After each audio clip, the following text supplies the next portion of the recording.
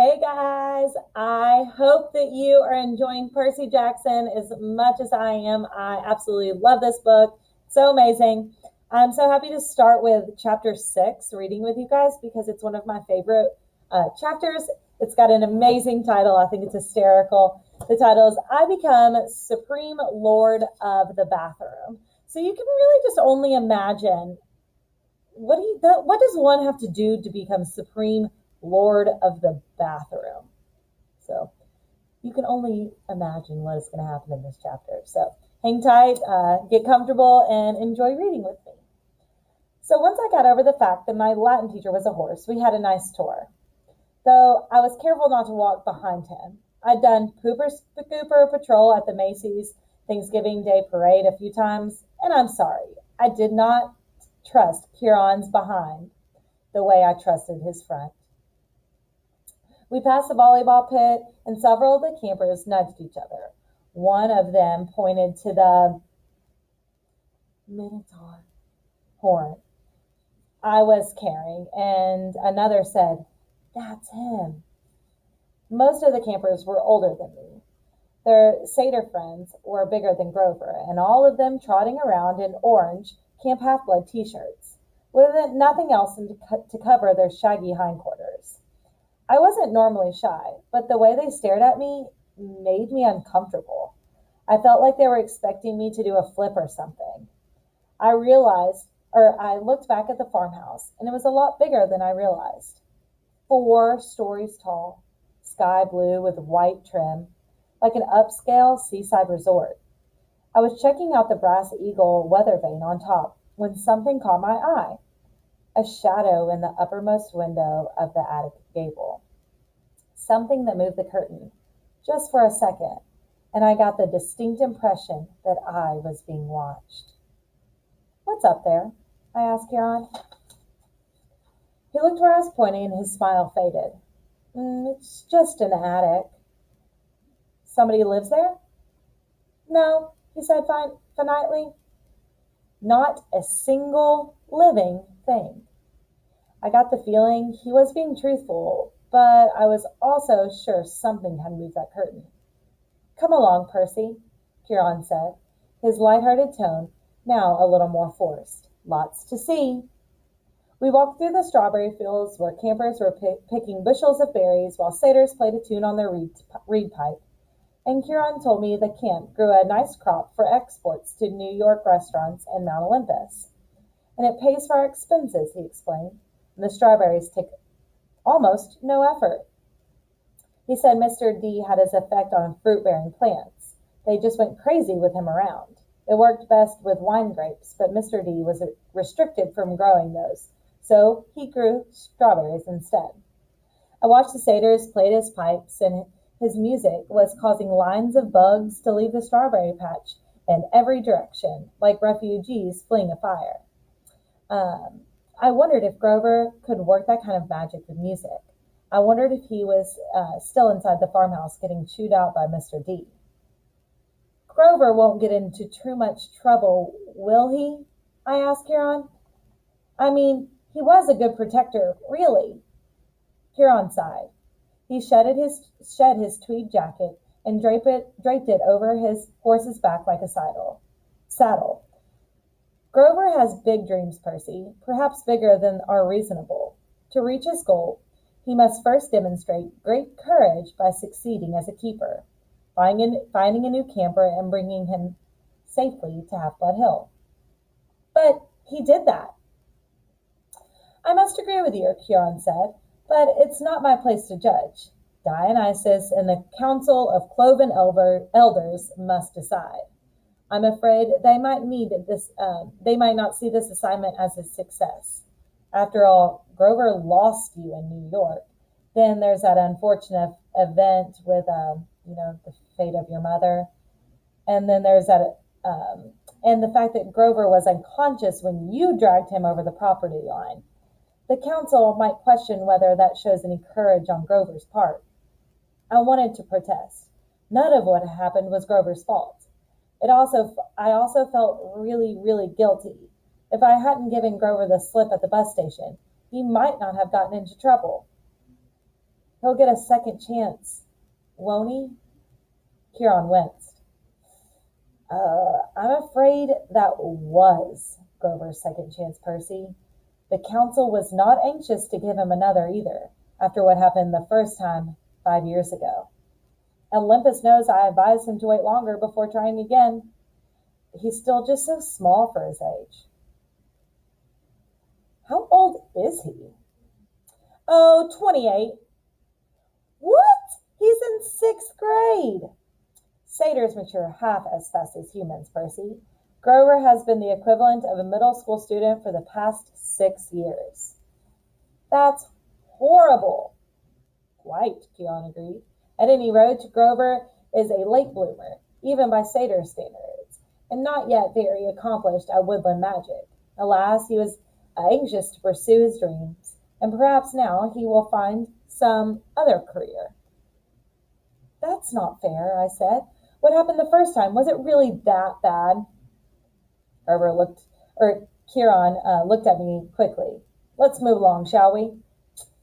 But I wasn't quite ready to let the subject drop.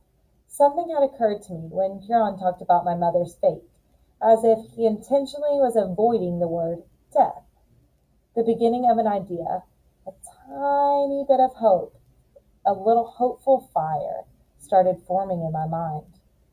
Kieran, I said, if the gods of Olympus and all that are real, yes, child, does that mean the underworld is real too? Kieran's expression darkened. Yes, child, he paused, as if choosing his words carefully. There is a place where spirits go after death.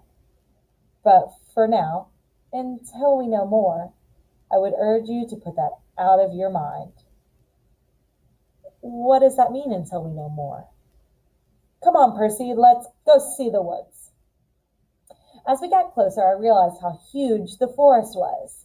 It took up at least a quarter of the valley, with trees so tall and thick you could imagine that nobody had been there since the Native Americans. Kieran said the woods are stocked if you care to try your luck, but you better go armed. Stocked with what? I asked. And armed with what? You'll see. Capture the flag is Friday night. Do you have your own sword and shield? My own? No, Kieran said. I don't suppose you do. I think a size 5 will do. We'll visit the armory later. I wanted to ask what kind of summer camp had an armory, but there was too much else to think about. So the tour continued.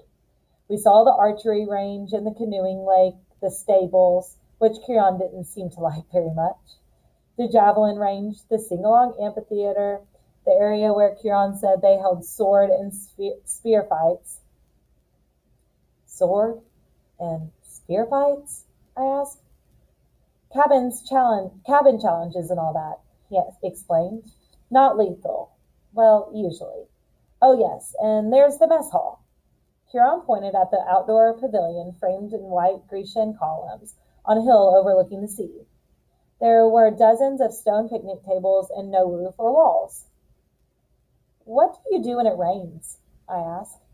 Kieran looked at me as if I'd gone a little weird. We still have to eat, don't we? I decided to drop the subject. Finally, he showed me the cabins. There were 12 of them, nestled in the woods by the lake. They were arranged in a U shape at the base, with 2 at the base and 5 in a row on either side. And they were without a doubt the most bizarre collection of buildings I'd ever seen. Except for the fact that they each had a large brass number above the door, odds on the left and evens on the right. They looked absolutely nothing alike. Number 9 had a smokestack like a tiny factory. Number 4 had tomato vines on the walls and a roof made out of real grass. 7 seemed made out of solid gold, which gleamed so much in the sunlight it was impossible to look at. They all faced a common area about the size of a soccer field, dotted with Greek statues, fountains, flower beds, and a couple of basketball hoops, which were more my speed. In the center of the field was a huge stone-lined fire pit. Even though it was a warm afternoon, the hearth smoldered, and a girl about 9 years old was tending the flame, poking the coals with a stick. A pair of cabins at the head of the field, number 1 and 2, looked like his and her mausoleums. Big white marble boxes with heavy columns in front. Cabin 1 was the biggest and bulkiest of the 12. Its polished bronze doors shimmered like a hologram. So, from different angles, lightning bolts seemed to streak across them. Cabin 2 was more graceful somehow, with slimmer columns, garland and pomegranate and flowers. The walls were carved with images of peacocks. Zeus and Hera, I guessed. Correct, Huron said. Their cabins look empty. Several of the cabins are, that's true. No one even ever stays in 1 or 2. Okay, so each cabin has a different god, almost like a mascot. 12 cabins for the 12 Olympians. But why would some be empty? I stopped in front of the first cabin on the left, cabin 3. It wasn't high and mighty like cabin 1, but long and low and solid. The outer walls were rough gray stone, studded with pieces of seashell and coral, as if the slabs had been hewn straight from the bottom of the ocean floor. I peeked inside the open door, and Huron said, "Oh, I wouldn't do that." Before he could pull me back, I caught the salty scent of the interior, like the wind on the shore of Montauk. The interior glowed like abalone. There were 6 empty bunk beds, with silk sheets turned down, but there was no sign anyone had ever slept there. The place felt so sad and lonely. I was glad that Huron put his hand on my shoulder and said, "Come along, Percy. Can you imagine maybe what Greek god that might be? If the ocean." Most of the other cabins were crowded with campers. Number 5 was bright red with a nasty paint job, as if the color had been splattered with buckets and fists. The roof was lined with barbed wire, and a stuffed boar's head hung over the door, and its eyes seemed to follow me. Inside, I see a bunch of mean-looking kids, both boys and girls. They were arm wrestling and arguing with each other while rock music just blared. The loudest was a girl, maybe 13 or 14, and she wore an XXXL Camp Half-Blood t-shirt under a camouflage jacket. She zeroed in on me and gave me an evil sneer. She reminded me of Nancy Bobo Fit, though the camper girl was much bigger and tougher looking than her hair was long and stringy and brown instead of red. I kept walking, trying to stay clear of Huron's hooves. We haven't seen any other centaurs, I observed. No, said Huron sadly. My kinsmen are wild and barbaric folk, I'm afraid. You might encounter them in the wilderness or at a major sporting event, but you're not going to see any of them here. You said your name is Huron. Are you really? He smiled at me. The Huron from the stories, trainer of Hercules and all that? Yes, Percy, I am. But shouldn't you be dead? Huron paused as if the question intrigued him. I honestly didn't know about should be. The truth is, I can't be dead. You see, eons ago, the gods granted me my wish, and I continued the work I loved. I could be a teacher of the heroes as long as humanity needed me. I gained much from that wish, and I gave up much, but I'm still here, so I can only assume I am still needed. I thought about being a teacher for 3,000 years. Wouldn't have made my top 10 things to wish for list. Doesn't it ever get boring? No, he said. Horribly depressing at times, but never boring. Why depressing? Huron seemed to turn hard of hearing again. Oh, look, he said. Annabeth is waiting for us. And that's where we're going to stop. We can pick up tomorrow. So your question is to make an inference on what cabin that they are talking about when it said, so they stopped in front of cabin 3. The outer walls were rough gray stone studded with pieces of shells and coral, as if the slabs had been hewn straight from the bottom of the ocean floor. So that is a good description of what the cabin looks like. And based on all of those characteristics, what Greek god or goddess does this cabin probably belong to? So head over to your Google Classroom and I want you to answer that question. Alrighty, kiddos, good luck. Have a great afternoon.